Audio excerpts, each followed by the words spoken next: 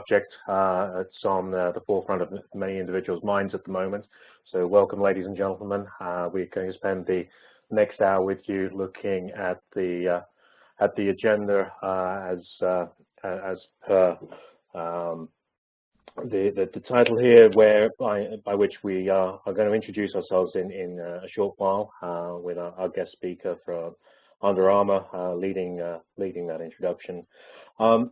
We'll be giving you a brief background on GDPR, but we're assuming at this stage in the game, with only a few weeks left to run, that the majority of the people on the call today, at least they're aware that GDPR is here and it's coming through. So we'll give you a brief introduction, and then we're going to give you the experiences from three different lenses: from the actual delivery of a GDPR or GDPR Plus program, I think you're about to understand, from an organization having to deal with the impacts of GDPR.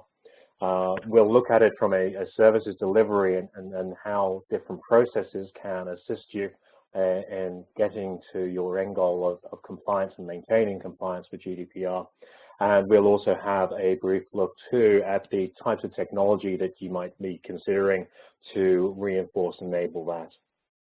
We'll then combine as a group whereby we will talk to you about some of the actionable steps that you may want to be considering, whether you are already involved in deploying a GDPR program for your organization, or whether you're looking at how you're going to do this in the very near future. We'll wrap up with final thoughts, and then we will have a further Q&A session at the end. Please feel free, within the WebEx session, you'll see that there is a Q&A area. If you apply any questions in there, our moderators will collect those for us and pass them through to the panelists, and we will try and answer those as and when we can through the session. So without further ado, I'll pass over to Rebecca Shaw from Under Armour to introduce herself and kick off the session. Rebecca. Hi, everyone. My name is Rebecca Shore. I'm the Associate Counsel for Global Privacy at Under Armour. I'm sure you're kind of pausing for a second to try to think about what personal data do we actually touch. In addition to our e-com and retail environment and teammate data, we actually have a series of fitness and wellness apps, MyFitnessPal, MapMyFitness, and Endomondo being some of them. So we have a large variety of personal data that I am responsible supporting at Under Armour. Jim? Thanks, Rebecca. My name is Jim Kozel. I'm a director in the Data and Business Transformation Services Group at BDO. It's an advisory practice, so I'm a client-facing consultant. A lot of people think of BDO, from an accounting tax point of view, being the 5th largest public accounting firm in the world, but we have a significant advisory presence, and I'm going to talk to you a little bit about some of the services that we offer and some of the things that we're doing for our clients in the kind of privacy GDPR space. That being said, let me hand it over to Gareth to continue the introductions. Thank you, Jim, and good morning, everybody. So Gareth Meachard. I'm Chief Strategy Officer here at GlassIG, and this afternoon or this morning, depending on your geography, I will be looking to illustrate some of the technologies that we believe are supporting the activities that the likes of Rebecca and yourselves will be undergoing, and the services that the likes of Jim will be providing, and give you some insight as to what we've been looking at over the last couple of years from sitting here in Europe on how GDPR is starting to be engaged. So looking forward to the conversation with you all. As I said earlier, please feel free for putting a Q&A session through the board. And with that, I think I'd like to hand back to Rebecca, who's going to give you a brief background into GDPR. So when we were talking about this session, we didn't want to go too deeply in. It's 2 years since the GDPR was, or almost 2 years since the GDPR was finalized. So we're really just going to give a high level. If you see the top, we're roughly 4 months. If you were in my office right now, you'd actually see it on the board as 121 days. What is the scope of this? I think we're generally familiar with the fact that this is about EU residents. It's distinct from other laws that we see across the globe that are more on citizenship.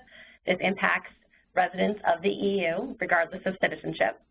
And it talks about personal data, so it's not focused on anonymized or de-identified data. That information is outside the scope of the GDPR, but it's focused on identified or identifiable information. It comes into effect May 25th of this year.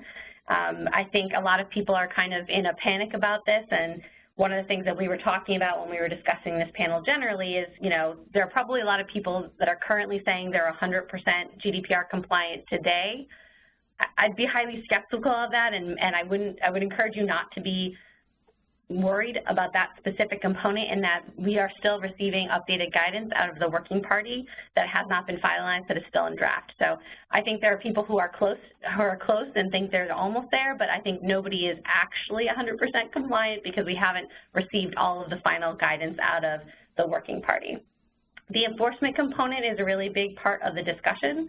It doesn't just impact EU businesses, it impacts any business that handles EU resident personal data. So no matter where you are, if you touch the EU personal data in some way, you're impacted. And one of the big things that people talk about here is the updated fine requirement, which is the greater of either 20 million euros or 4% of global turnover. And really the purpose of this was to harmonize laws across Europe so that we have a kind of single reference point for data privacy across the EU.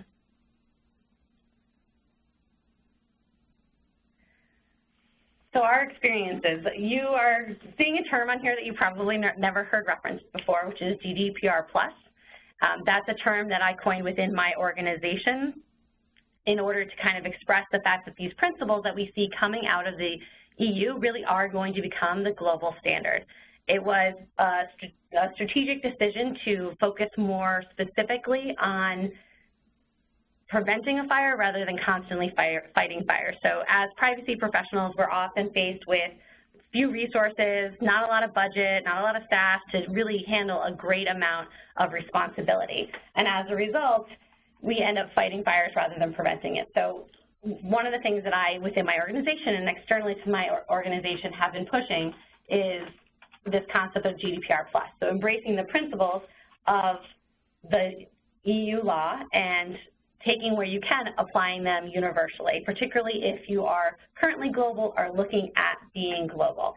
So a great example of this, and we're going to talk about data mapping a little bit later on, but a good example is during your data mapping process. So if you're already talking to your e-com team and the systems and processes are almost exactly the same across the globe, but fulfillment is different because there's different providers, or your marketing solution is different based on country, you already have them in the room, so why not spend the extra 20 minutes to gather that additional information? So really it is taking the concepts and principles and just applying them globally, looking at it, the fact that these are good privacy practices anyways, and just expanding that. And it's not to say that you would apply consent the same across the globe, because obviously the laws differ, but having processes in place and developing processes and components of it to really get to that next step, so that if Canada or the countries throughout Latin America start to transition over to GDPR, you're already a few steps down the road rather than playing catch up.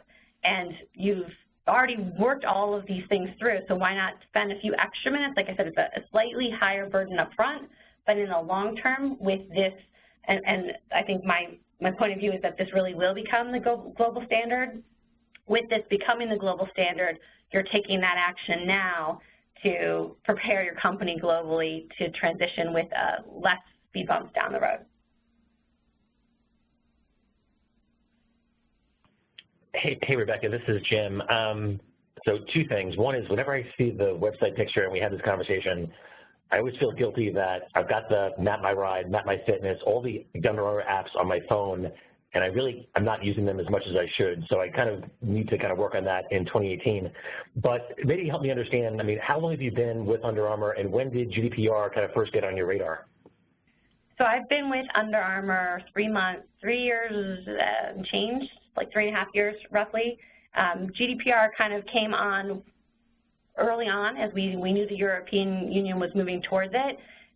Our efforts obviously have changed once the final draft came up and we were walking towards it, but it really has always been there, and a lot of the principles and concepts are familiar with basic privacy practices. So assessing your third parties, that's always been kind of a process and basic fundamental of managing a privacy program. So it changed the lens in that there are new requirements and things that we perhaps didn't think about, like data portability and right to be forgotten.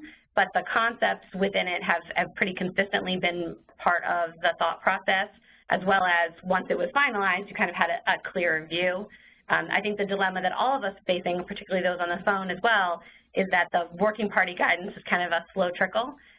So while it's been on our mind for a while, the action and the activity is also very dependent on the guidance you get out of the EU. Gotcha. And another question that my clients ask me all the time is, from a, how much of your day is kind of consumed by this and how many people might be working on it? Maybe just kind of give me a flavor for, from a GDPR perspective, how much of your day or week is consumed with kind of GDPR-related activities?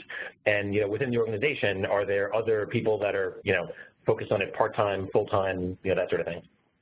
So that's a great question. I think for any program like this to be successful, it can't be solely managed by the privacy team.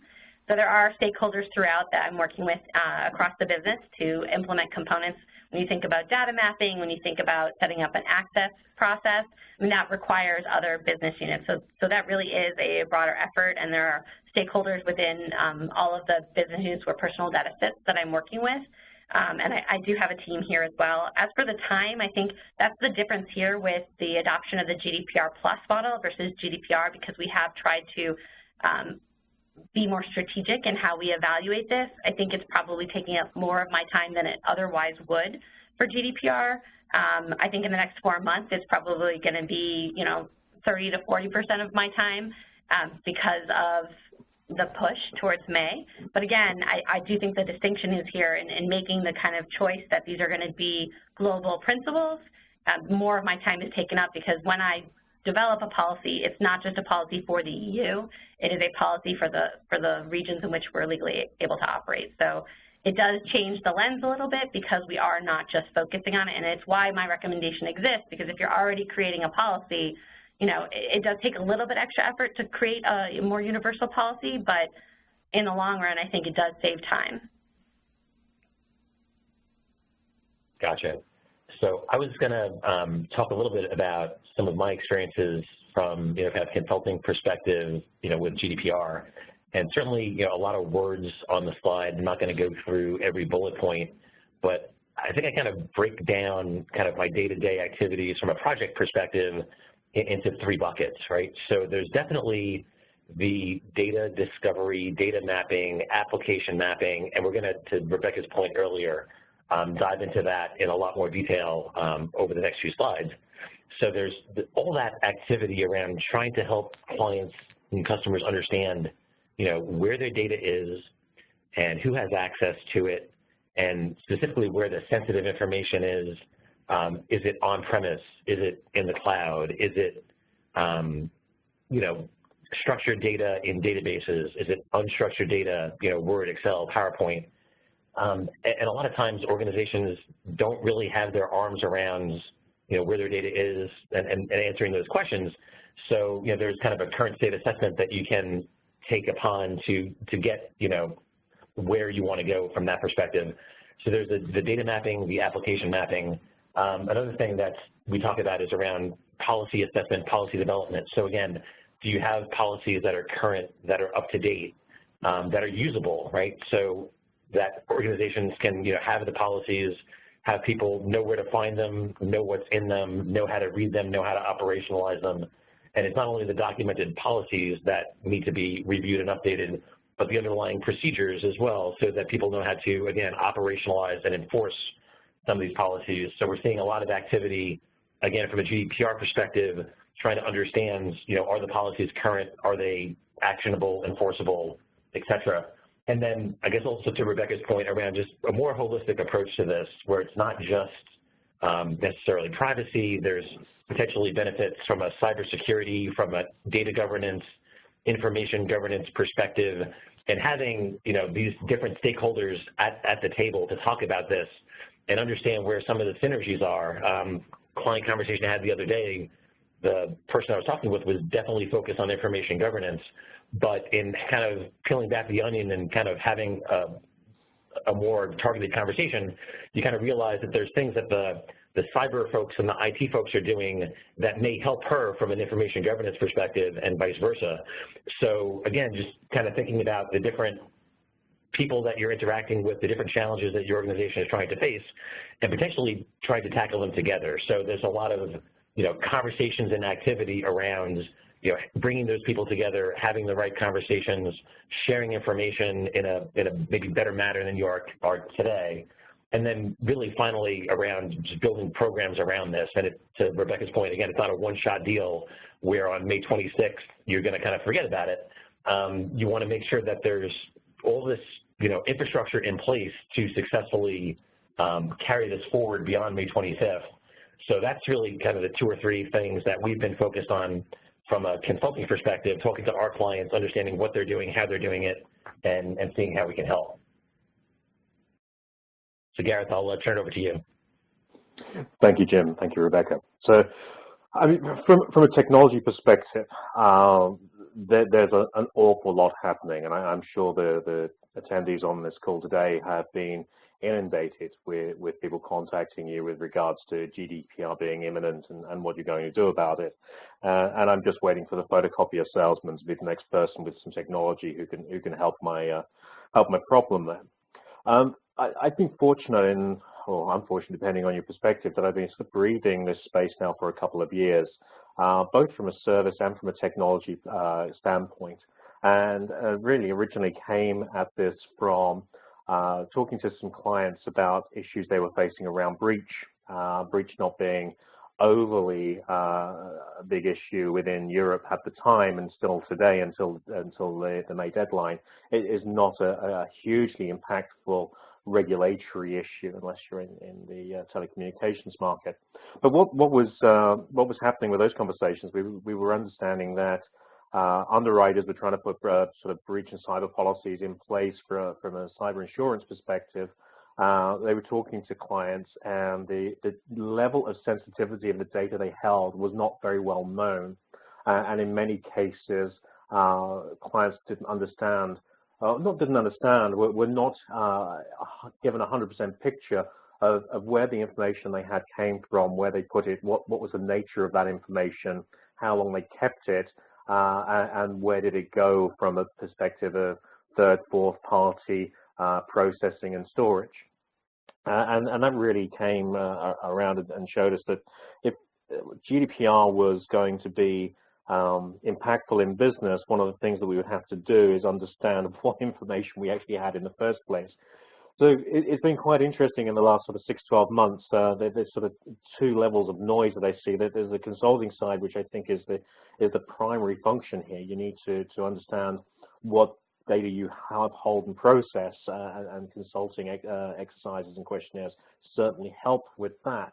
And the other area was a very big push on security. And I sort of scratched my head a little as to, well, security is extremely important, but what am I securing, and where am I securing it? And if I turn around and say I have secured and encrypted my entire organization, but my entire organization is not within the European EEA economic area, then I'm a breach anyway. So yeah, it was really a case for us of talking to lawyers who were talking to their clients who were asking for advice and gaps. We're talking to the cyber insurance market and to early clients who were looking into what it was that they were going to have to do for GDPR. And what became evident at that point was it is very much people, process, and technology. The people were in play, the processes were being sort of thought through, and the technology in use in the majority of cases seemed to be either PDF documentation or spreadsheets to try and get through the where do we stand process. What has been unanimous at every session I've been to, whether it be a technology play, whether it be a consulting play or a privacy practitioners play conference, has been the need to document and understand the information that's held. And that's very much what here at GlassIG we look to try and complement with the services that are needed. So understanding that if you're going to secure data, or if you're going to look at what consents are being used, or how long you're holding information and whether you're holding that information in conformance to policy, whether you have policies in place or if you've done a DPIA, data protection impact assessment, any of those sort of downstream things that are essential to compliance. The first element is know the information you have that you collect, know where that information is and the nature of that information, and know how that's processed and whether all the relevant contracts, technical checkups and so forth are in place, and be in a place to be able to hold that and keep that going day forward. So it's not a one-off exercise and tick the box and say we're ready and we're done for GDPR, but very much we now understand ourselves, we can from here assess our gaps, we can remediate those gaps with security or new policy or clauses, and we will maintain this sort of living document environment going forward in order to maintain that compliance, not just attain it. So yeah, we've seen that technology adoption comes from many guises, and I'm sure there are many enabling technologies that will be relevant to GDPR compliance.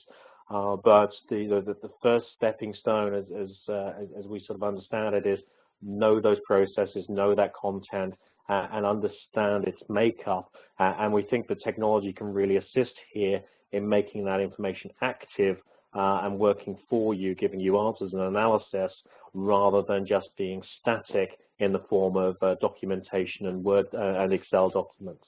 So that's very much the view that we've seen, and looking to underpin the processes that the likes of Rebecca are having to go through, and the exercises that BDO and Jim's group facilitate. Thank you, Jim. Thanks, Gareth. Next, we're going to, again, kind of talk through some actionable steps that people could take. Maybe you've already completed these, maybe they're underway, maybe you haven't considered them yet. We just want to kind of go through a few of these with you, and one of them that we've talked about up to this point is around data mapping. So again, for clients that need to understand, where their data is, who has access to it, what the locations are, really the key question here is, why do you even have the information to begin with, right? So there's potentially some defensible deletion, litigation readiness, e-discovery, kind of other downstream impacts that you can achieve by understanding where your data is and aligning that with your retention schedule to see if there's actually data that you're storing that might be eligible for destruction. So certainly a key kind of topic of conversation there, which would include potentially your privacy folks and your IT folks and your legal and compliance folks, just to make sure that you're on the same page there. There's been a lot of activity, again, from a GDPR perspective to understand, is there an opportunity to remediate data, to defensively delete it, to reduce the risk, associated with, GDPR. So again, kind of looking at the different lenses, looking at the different responsibilities. I think historically, I've managed IT groups in the past, and one of the easy way outs, so to speak, was just to buy more disk, right? So the thought was, hey, disk is getting less expensive. It's a lot easier for us to just add some more terabytes or petabytes to the equation and let our users save everything and deal with the consequences later. So I think the paradigm might be shifting to some extent where people are having different conversations. Is that really the right answer to actually just add disk, kind of kick the can down the road to some extent, and then deal with the ramifications later, especially from an e-discovery perspective, if you are in a highly regulated industry or in a situation where there's a lot of kind of e-discovery activity. And that leads to the third bullet around kind of a reactive versus a proactive approach. So again, seeing a lot of activity with organizations looking at data mapping, looking at their documentation, understanding what they have, where the gaps are, what needs to be updated, and trying to get their arms around that before there's some event that they have to do it, right? So that's that whole reactive versus proactive, to have your ducks in a row so that you have the story to tell that things are moving forward versus being asked to provide something potentially as part of a litigation that you don't have, and then you're scrambling and bringing in people to try to catch up. So those are kind of the 2 or 3 bullet points, from a data mapping perspective that we wanted to share with you there. A little bit more detail, because when people talk about data mapping, they maybe think about different things, right? So it is, it's not only a Visio diagram that is blown up and printed out and kind of referred to once in a while. It's how the applications interact with each other. It's the business processes and the business flows that align with the applications. One of the questions we get asked very frequently is, you know, what's the scope of this? Do we have to look at every single application? And typically where we start is really to try to identify where the sensitive data is, where the high priority applications are, and to kind of drill down there. And again, focusing on, you know, retention, different data types, you know, who has access to the data, what the applications are. One example that I could share is, you know, we had a client that was trying to get their arms around their data and using data mapping as a mechanism to do that. And they had, I guess, 600 applications ultimately in a spreadsheet that they were tracking. And when we started to do some initial interviews and understand, you know, try to validate the data that they had, it turned out that about 150 or 25% of those applications were actually not even actively used in production, right? So they're still maintaining them, they're still supporting them, they're still paying, you know, licensing fees, maintenance fees, but literally a quarter of the applications weren't actively used. And then you kind of peel back the onion a little bit more and you see where the structured data is in the databases, where the unstructured data is, you know, your Word, Excel, PowerPoint, you know, is it on file shares? Is it in SharePoint? You know, what's your email retention policy? Are you saving email on the server? Are you saving it locally on your desktop? So as you kind of, you know, peel back the onion, get visibility into these applications, you can then start to focus on, you know, what are the high priority or the high risk maybe groups that are handling sensitive data? Are they handling it correctly? What protocols, what checks and balances do you have in place to, you know, make sure that your policies are being enforced? And data mapping is, again, kind of a great place to start with that. And I know, Rebecca, from a data mapping perspective at Under Armour, can you maybe just kind of share some experiences around, you know, kind of what you've done there? Yeah, I can talk a little bit about data mapping. I think the part that's unique and why you generally, I would recommend having, you know, someone from IT there as well as cybersecurity and privacy there is some of the questions that you ask are different from a privacy lens. I think, you know, you're talking about a flow here, and you're not just talking about listing out all your systems, you're understanding from how you get to A to Z all the systems that personal data travels through. And so from a privacy perspective, you're often asking things like, what country is this data stored in? And from a cybersecurity standpoint, that doesn't really matter. The country doesn't matter. The privacy person in the room is asking that because it matters about whether or not you have a legal right to transfer that data. What's that mechanism for transferring that data from France to the United States or France to Canada, or all of these things and how they work together. So it's a really interesting process. I feel like, you know, there's many ways to do it. One of the ways I like to do it, because you're dealing with a lot of engineers and a lot of product managers and project managers, is to really flow it out and show visually what that looks like. And then have those other parties in the room like cybersecurity and privacy and someone from your IT group to really understand, because each of the people that are there, privacy is looking at it very specifically with what types of data, what are you using it for, what country is it in, where is the data flowing. Cybersecurity is there to understand the controls. They care more about, are we encrypting at rest? Are we encrypting in transit? Do we have basic cybersecurity controls for each system? And then from a standpoint of like efficiency, are we using, you know, do we have systems that do many things? Is there a person in the process where you really system instead of a person, because that feels like a single point of failure? You have IT in the room to help identify and kind of address that, whereas from a privacy standpoint or a cybersecurity standpoint, the efficiency component wouldn't necessarily be looked at, but there's benefits to multiple projects and programs when you expand that group who's part of your data mapping team and process. So really it is a really fascinating process to walk through. Like I said, Under Armour is approaching this from this GDPR plus standpoint. And while we might focus and prioritize European repositories first, where there's resident data for the EU, we have now that bigger picture and we can generally create an overall program. So, you know, we've taken this concept of GDPR plus and applied it to everything, including the data mapping concept. But it's a great process to go through. It can be complex, but if you have the right people in the room and you've kind of vetted the basic questions you need going in, it can be really smooth, and it can really be kind of eye-opening, like you were saying, understanding where your structured data, where your unstructured data is, and having components where, you know, you meet with enough people, there might be enough new systems that you weren't necessarily aware of that have personal data, or that might be part of your Privacy Shield certification or need to be part of your recertification as it comes up. So it really is a worthwhile process. I think it's probably one of the most critical things, along with the policy component, is really understanding what data you have and where it's stored. Thanks, Rebecca. And before we jump to the next slide, Gareth, I know you talked a little bit about data mapping. Anything you want to add kind of from the GlassIG perspective?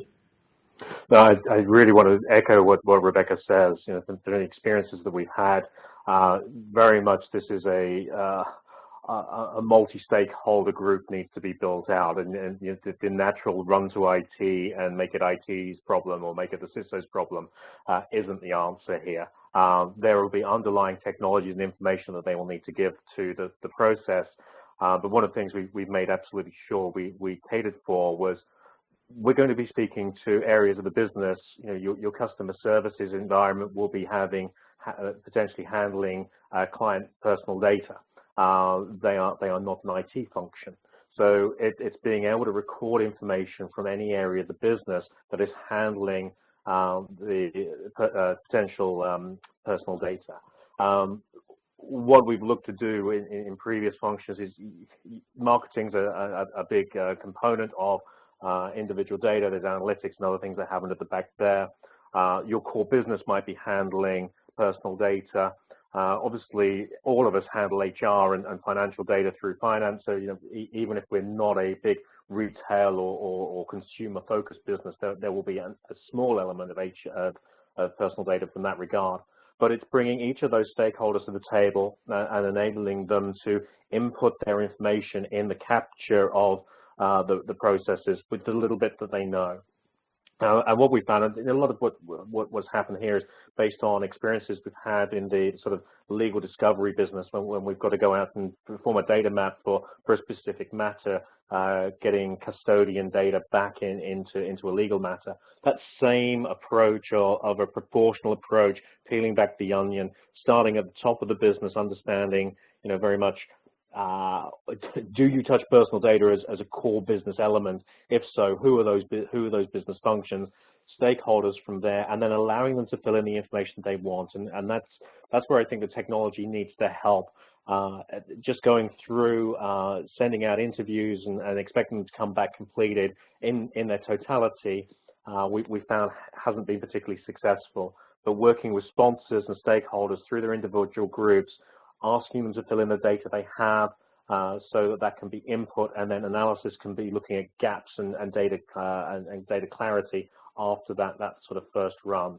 So data mapping is really essential to understand what is in play. But I think that the second area in it here is once that process is going through, and it might be an iterative process as well, that there is a way of analyzing the response to clean that data and finding gaps, high-risk elements, and then escalate and prioritize the next tasks on the data mapping journey. Thanks, Gareth. And we've got a few more slides to talk through data mapping. Again, I'm not going to go through every box in detail, but it always helps to have kind of your ducks in a row and have that process defined. And again, I think one of the things, Gareth, that you mentioned, it's not just an IT problem, right? So understanding, you know, where the business fits in, you know, what the roles and responsibilities of everybody are at an organization, and that can certainly be a challenge, especially for somebody maybe new coming into an organization. If there's been a lot of, you know, turnover, mergers and acquisitions, just understanding, you know, who does what can sometimes be a challenge. So once you kind of have your arms around that, understanding who to talk to just to identify where the data sources are, sometimes that can be a little bit time-consuming, a little bit of a challenge, but it is something that, you know, can certainly be overcome. And then, you know, again, working with your records management folks, understanding where the vital records are, what the requirements are, analyzing retention schedules, aligning your retention with, you know, what you're actually doing in operation. And it does give you that opportunity for defensible deletion. So if you are, you know, over retaining data, or if there's maybe multiple copies of data, certainly opportunities to consolidate and clean up as part of this process. We're going to talk a little bit about developing the new policies or maybe updating existing policies. There definitely is a technology component to this in certain scenarios that can help. Getting those in, doing maybe a proof of concept or a pilot to see if the technology is right for you, refining your classification, ultimately cleaning up data and rolling out the program. So these are just the top 10, so to speak, from our process perspective to kind of get you from A to Z where you want to go on the data mapping side.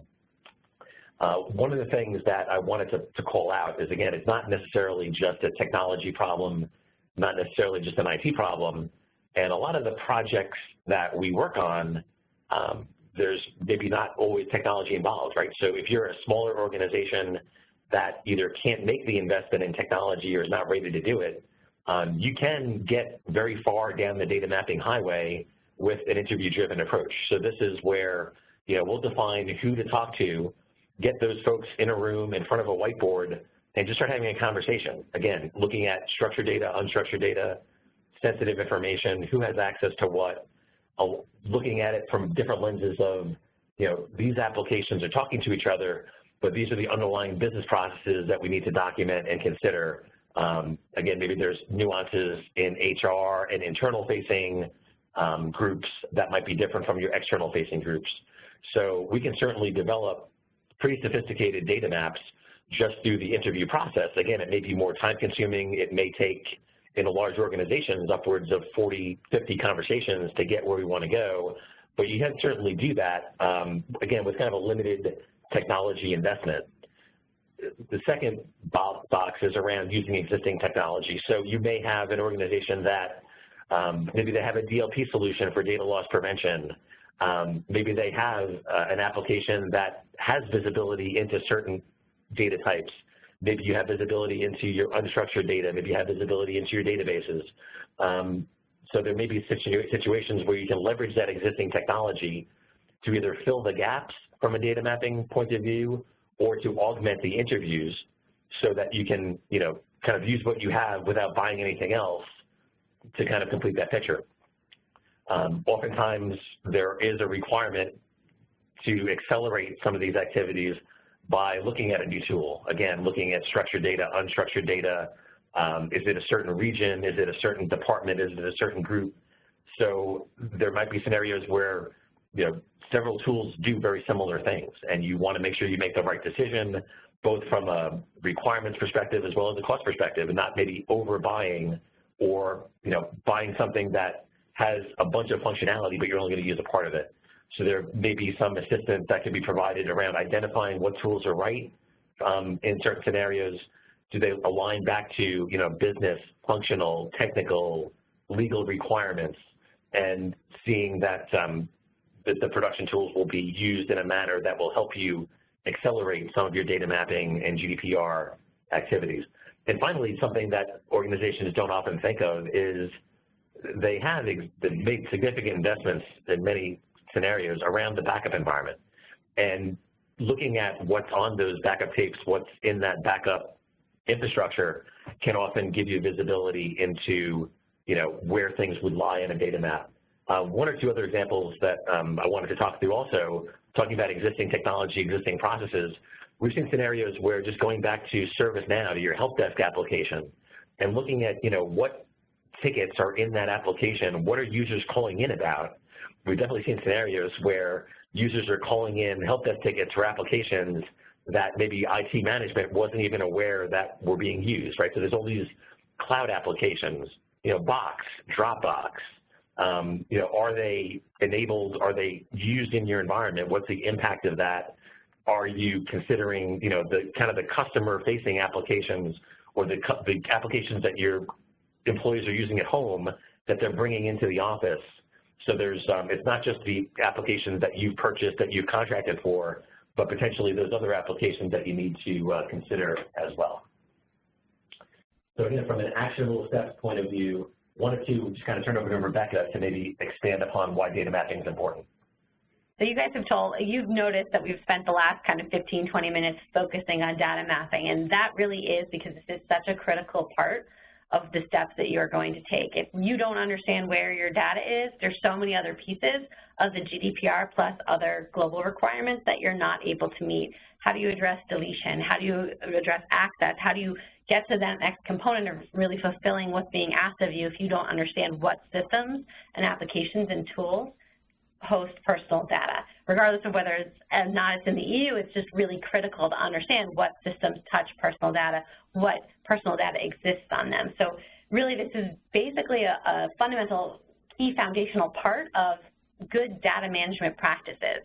There are a lot of things that you'll put on a system, controls you'll put in place from a privacy and cybersecurity standpoint if it has personal data that you wouldn't need on a system that doesn't have anything sensitive to your company, and you wouldn't necessarily want to waste your resources making sure you're dealing with that and managing those other systems that don't have sensitive data, that don't have personal data on them the same way. So it really helps you kind of prioritize and focus, but also meet those broader requirements of the GDPR, like access and deletion, and set up processes that kind of map back to them that say all systems that collect personal data, this is how we manage deletion, so you can set that up within the system. We've also seen kind of a proliferation of third-party sharing and partners and things like that. And right now, you know, when you look at what a data map looks like, if you've gone through this process before, you might know, it really isn't just kind of a straight line from A to Z. It is a spider web. And when you get into marketing, there might be systems that come off of systems that come off of systems, but the last system is only getting analytics, so you don't really worry about that one the same way, but you want to know that it's receiving analytics. So it really is critical to understanding what you're doing, what you're protecting it, what's the level of protection that's needed for your systems. It really is like the foundational element from a practical solution standpoint that is like one of the first steps, separate from those processes and policies that you have to work on. So this really is an actionable step so that you can work with your cybersecurity team and you can work with your IT teams to help make sure you're focusing the resources, because we all know there are limited resources, there are limited priorities that we can all put in place. It is that step that you take to get to the prioritization.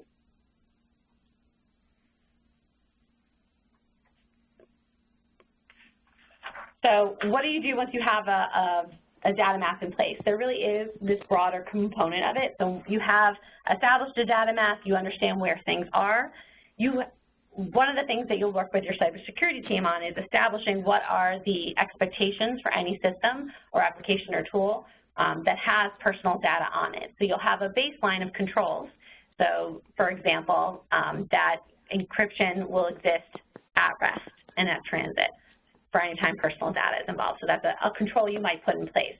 So now that you have listed out and identified all those systems that have personal data, you can conduct a gap assessment against those series of controls that you've developed with your privacy and cybersecurity teams and determine what it doesn't exist for each system and how you get to that point where all systems are meeting that threshold that you feel comfortable with, saying this is where we need all of our systems to be. So really, like I said, the last slide, this is the first step to understanding what your next steps are. So you conduct the gap assessment related to the data map for each of the systems you've identified with personal data, and then you plan out what do you do over the next 4 months, what has to be prioritized for GDPR, what's the best practice that as a company maybe isn't GDPR motivated but is generally something you want to adopt that maybe you decide that between now and May of 19 you're going to implement, and you outline what the roadmap is to have your systems on this kind of baseline control standard now that they have personal data.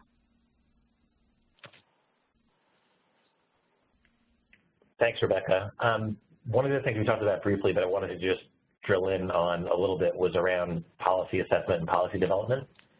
So again, it's a situation where it's not just an IT problem, it spans across legal compliance, records management, technology, et cetera. You see the list of functional units impacted, and there's definitely standards that align with these different functional units and rules and regulations that organizations need to abide by. So just taking a look at your policies, your underlying procedures, making sure that everything is up to date, it's accurate, that nothing might have changed based upon, you know, GDPR or other regulations. It's always a good practice to review these documents at least annually or when there's major changes in the environment, just to make sure that everything is aligned, up to date, actionable, and easy to use. So we certainly have a lot of scenarios where organizations are looking at their policies, trying to understand, are there any gaps, is there anything we need to update or remediate to meet that May 25th deadline? So what are the key things that you take away from this that we're saying, you know, you have roughly 121 days till GDPR comes in effect. What does that look like? So the recommendation really here is if you haven't completed a data map, complete your initial data map. Know what you have so you're protecting the right things. That really is kind of foundational to it. And you don't want this to be a point-in-time event. You don't want to be next year, 2 years from now, like, oh, our data map is old, we haven't touched it in 2 years, but we've changed all of our systems, or what's becoming more and more common, all the systems were now bought up by other companies and they have new names and new structures and they've moved all their data to different countries and we have to revise it. So what do? Then you make sure that you have a PIA or DPIA process that then feeds the map. You create that living document of this map that you say, all right, if I'm using this solution for CRM, I've replaced it with something else, my DPIA or my PIA, whatever you're using for your privacy assessment process, is able to now update your data map. So whether it be something that you're using a system or you just have a process that notes when I update my PIA, one of the questions I ask is this replacing something else? So you make sure that you create a living data map that is always up to date because you have privacy assessments in place that can feed and funnel to it. And then the third thing that we're talking about, like understanding that there is limited time, is creating and update your policies. So making sure that your consumer-facing, your public-facing privacy policy is updated to meet the European requirement. At the top of the hour, we talked about personal data. Oftentimes in the United States, we focus more on PII. So if you have a policy right now that talks about PII, transitioning over to the language and the terminology that is more common globally. Personal data is a term that's generally used outside of the United States. PII is generally restricted to the United States. So starting to look at your policies and looking at them with this broader lens and updating them to meet them. The other thing is you have all these other internal policies and processes that you have to have in place. So we highlighted data portability here. That's not something that previously existed. It's new to the GDPR. We also have right to be forgotten. So having a few paragraphs on how do we deal with data portability. You know, maybe it doesn't make sense based on what your business does to have it be automated. So what's our manual process for that? And outlining what those things are. So it does take a step to look at what you have in place and whether or not you're automated or manual and how you're doing it, but it is the documentation on your processes. So if you take these three things we're talking about, creating your data map, understanding what you have, making sure that your data map is a living document, and updating your policies, and that's what you focus on in the next 4 months, you'll have taken a lot of steps towards and closer to GDPR compliance. So it was because of the limited time period, we wanted to kind of focus on if you only have this time period now to look at it, or if you're kind of in this rush or panic, that these are some really good initial steps to take to get yourself closer to compliance.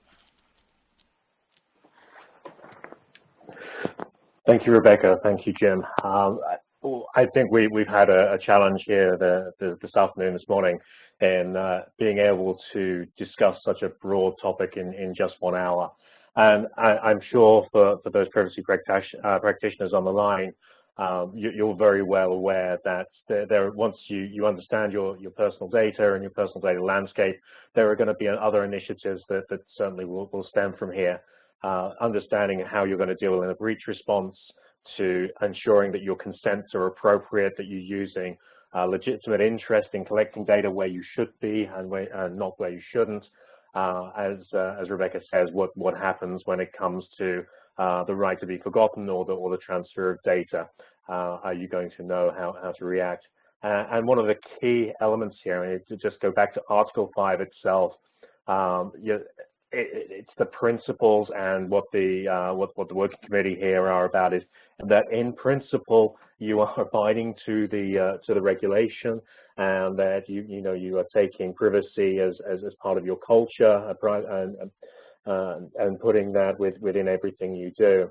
So I think the data map is an essential component, and today's session could have been about so much more, but if you are currently embarking on your data map, then maybe and ways of enhancing what you're collecting and what you're storing, and we'd be pleased to be able to discuss that with you. If you've not embarked on your data map, I think hopefully you've heard from Rebecca's perspective certainly, and then from Jim and myself that this is a key element to getting on that journey. I really wouldn't want to be the individual that is at the end of one of these scenarios, and the first scenario is that one where the local regulator after a breach asks you what was in your New York data center with European customer data, and you go, wait a minute, we'll just phone the supplier and ask. I wouldn't want to be in those shoes. But if you're in those shoes where you go, we've mapped the data center, it has these processes, there was an ISO 27001 report and a penetration report assigned to that, and we believe that it was only low-risk data, but we cannot confirm until we go through our breach response. The regulator on the latter is going to be far more willing to work with you than on the former. So to consider just at least understanding your processes and your personal data first, and using that in order to ascertain, do you need better checks and balances in any areas? Are you omitting data? Have you found some skunk ID in marketing that you didn't realize they were importing data lists and so forth with personal data out to a processing plant in Shanghai that was in somebody's back office with no security? Those are the things that the data map is there to help you understand and determine, to be able to prioritize the next task as you go through. So at least showing that level of thought to the regulator that talks to you from Europe is going to give them some comfort that you have privacy as an element of your business, not as an afterthought to your process. So in that line, there is a lot to be done. And some final thoughts, if I can. If you are concerned about the policies you're using, if you are needing to determine your risk, that might be something that you can deal with internally. But if you've got a data map and you can then take that to external help, don't be afraid to use outside counsel where you need to. Many of the clients that I speak to, GC or legal director, head of compliance, is at least being the triage on this data when they get it. But if necessary, do take external counsel on where you stand, whether you're compliant or what you have to do on particular elements. Not all of us, certainly not in the IT world, can give you those answers. You're not on your own. This whole notion of data mapping is not new. It's been around in the security environment for some years. Certainly in the legal and discovery environment, we've been data mapping for many, many years, and we try and work in a way that is proportional, that doesn't look under every stone when every stone doesn't need to be looked at.